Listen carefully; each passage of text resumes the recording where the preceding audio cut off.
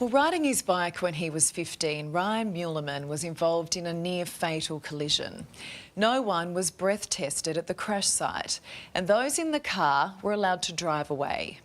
11 years on, Ryan's legal team has commissioned a report that claims the police investigation was a cover-up to protect a political figure.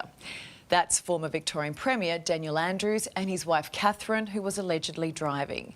They've always maintained it was the teenager's fault, but this casts doubt.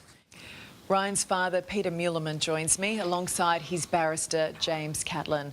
Appreciate your time. Peter, how does it feel to hear words like cover-up, deception and deeply flawed, all allegedly in relation to a crash that almost killed your son?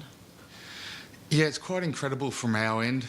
Hearing the versions of the police report, how they stated that it was my son that T-boned the car, how they said that the occupants of the Andrews car had done pretty much everything right as far as coming to a stop, and then seeing that report totally conflict with that. It makes me feel a little bit angry inside. And it makes you, I guess you lose faith in the entire system. Yeah. So this is a report by Victoria's former Assistant Commissioner for Traffic and Operations, Dr. Raymond Shuey. So James, can you just explain how credible is it and why is it only coming out now, 11 years after the accident? Ray Shuey is an ex-police commissioner, has been able to identify multiple deficiencies in the police investigation at the time, and that's the first time it's been put together by an expert, and courts require that kind of expertise, and this is the first time it's been done. So was he brought in because you basically didn't believe the initial police reporting as to what happened that day? Correct. He was given new information that wasn't available to the original legal team, which has been secured by subpoenas by Ryan's current legal team. So his report in that respect is fresh. It's based on what is in effect now, even though it's 10 years later, new evidence. Okay, so Daniel Andrews and his wife Catherine have always maintained they came to a complete stop and turned the corner before they were T-boned by Ryan on his bike. What does this report say about that? The report says that's nonsensical. If you're hitting a car on the side, the kinetic energy of your trajectory means you'll continue in that direction. But as Ray Shuey has defined, what in fact happened to Ryan is he was catapulted forward, which is the conventional action of someone who's hit front on. Peter, how do you feel about this? Because this wasn't an accident where Ryan stood up and he walked away. He was airlifted to hospital with a punctured lung and spleen. He had broken ribs and suffered internal bleeding. Yeah, we were devastated at the time. I was absolutely stonewalled at the police station. They wouldn't divulge any details or the driver name, and so that left us really frustrated and really questioning why those details weren't disclosed. So you didn't feel from the start that police were on your side?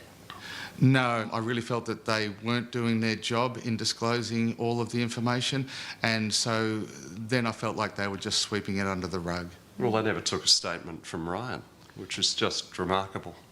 Yeah. And Peter, how do you feel about no one being breathalyzed? It's an incredible oversight, or it's negligent, or it's deceptive.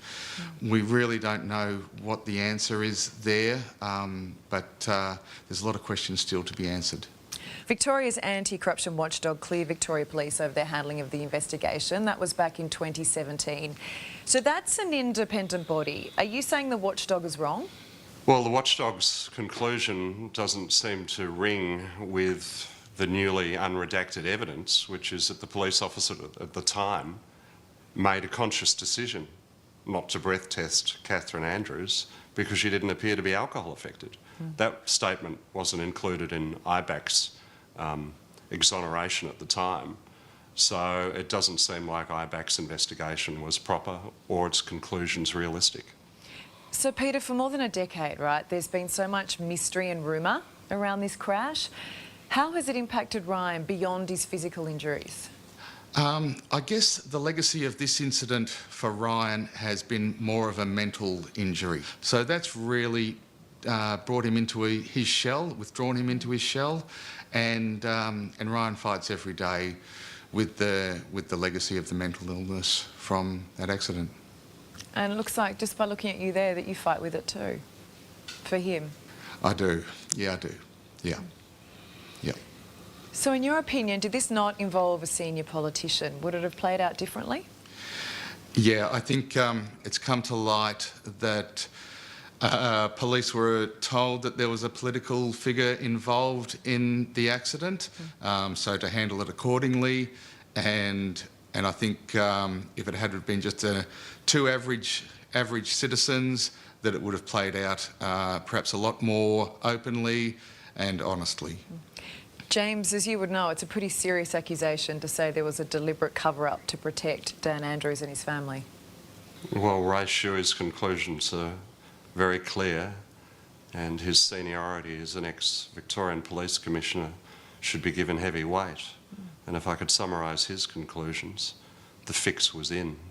So when you have Victoria Police saying there's nothing wrong with its investigation, the corruption watchdog agrees, and Dan Andrews says there is nothing else to see here, what can you actually achieve with this report?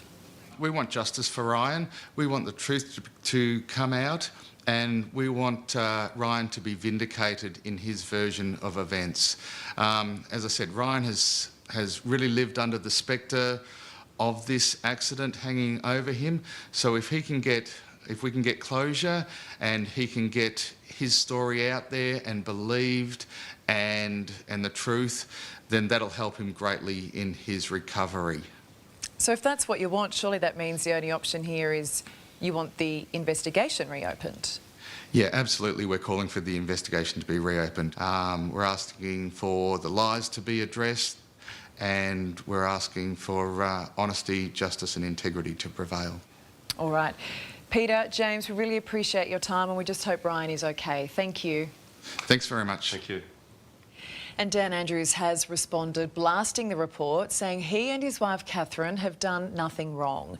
The matter has been comprehensively and independently investigated and closed, and we will not dignify these appalling conspiracy theories by commenting further.